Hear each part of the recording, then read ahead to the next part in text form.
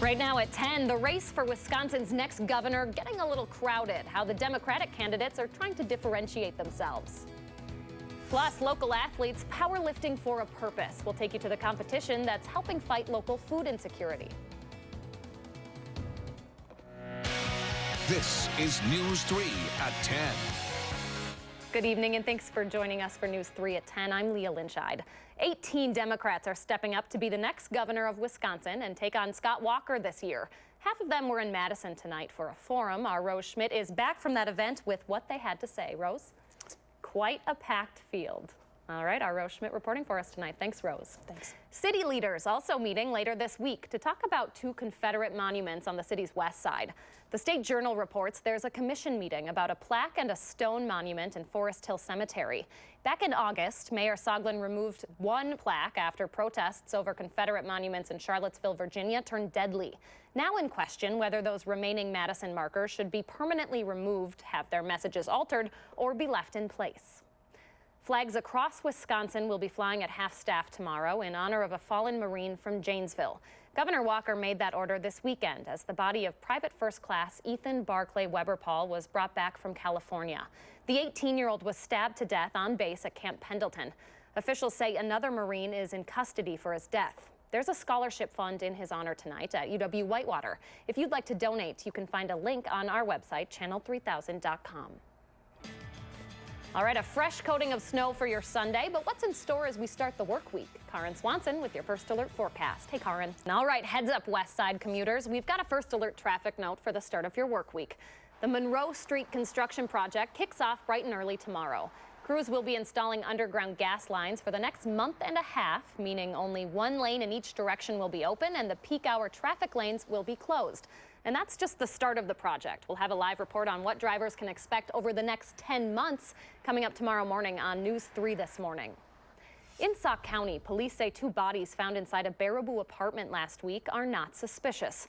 86-year-old Barbara Habelwitz and her 55-year-old son Rick were found in their apartment on 11th Street. This after neighbors told police they hadn't seen the two in a while. Officials say there are no signs of foul play, and an autopsy says the deaths were from natural causes. Madison police say one man might be responsible for two armed robberies at area gas stations this weekend. They both happened at BP stations on the west side. The first around 9:45 last night at the Mohawk Drive location. Witnesses say a man walked in just before closing time, showed a gun and demanded some money. 2 miles down the road and 15 minutes later, the BP on Schrader Road was hit. Officers still looking for that man tonight. Police also looking into a burglary at Bernie's Rock Shop on East Johnson Street. Officers say someone smashed through the front window, even leaving a blood trail leaving the business. Thousands of dollars in merchandise were stolen. Bernie's stayed closed today, but the store does plan to reopen on Tuesday. To national headlines now, GOP senators are asking the president to show restraint in the Russia investigation. Since his return from the World Economic Forum in Switzerland, President Trump has faced some questions over a report that claims he wanted to fire special counsel Robert Mueller. Republican senators say he should stay silent. I will do whatever it takes to make sure that Mr. Mueller can do his job. We're a rule of law nation before President Trump. We're going to be a rule of law nation after President Trump. Another Republican senator, Susan Collins of Maine, says she's hoping for new laws to protect Mueller from losing his job. Meanwhile, the president preparing to deliver his first State of the Union address.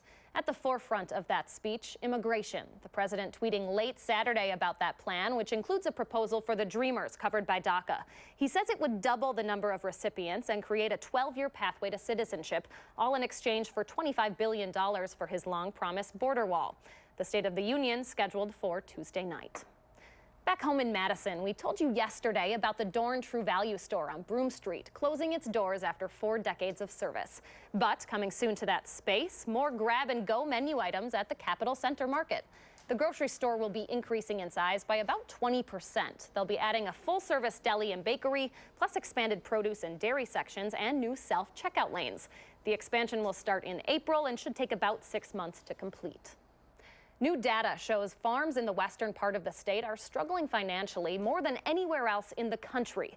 Federal court data shows the Western District of Wisconsin had 28 farm bankruptcy cases back in 2017.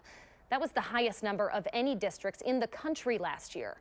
Experts say Wisconsin farmers are earning less because of low commodity prices for corn, soybeans, and milk. Powerlifting for powerful causes. Lifters at a local gym in Fitchburg raised money and donations for the River Food Pantry today. As our Dave Caulfield explains, they also hope to set a new standard for strength. Well, still ahead tonight on News 3 at 10, the Madison Ballet is preparing for its premiere next week. We'll take a behind-the-scenes look at their show promoting female empowerment.